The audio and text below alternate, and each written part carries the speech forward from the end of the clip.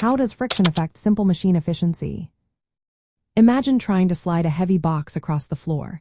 It takes effort, right? Now think about how simple machines help us do work more easily. But even these helpful tools are not perfect. Friction is the invisible force that can make things harder. It acts between two surfaces in contact and opposes movement. When you use a simple machine like a lever or pulley, friction is always there, quietly working against you.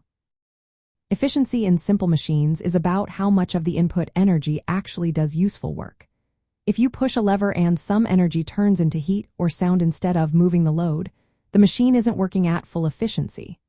Friction causes this energy loss. For example, when you lift a load with a pulley, friction in the pulley's axle, and the rope's contact with the pulley surface wastes some energy.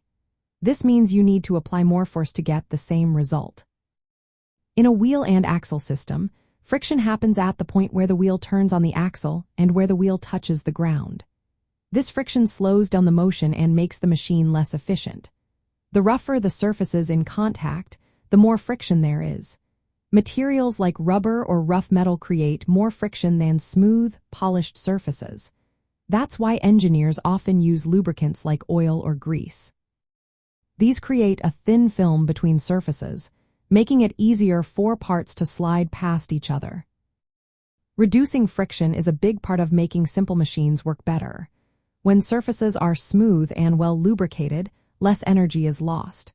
This is why machines in factories often have oil or grease applied to moving parts. It helps save energy and makes the machine last longer. Even with all these improvements, no simple machine is perfectly efficient. Some energy always turns into heat or noise.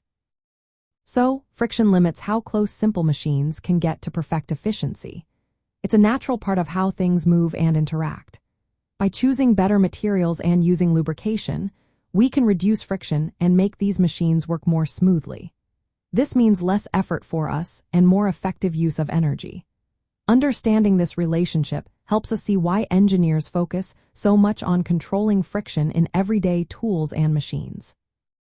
It's a key part of making work easier and more efficient in the physical world.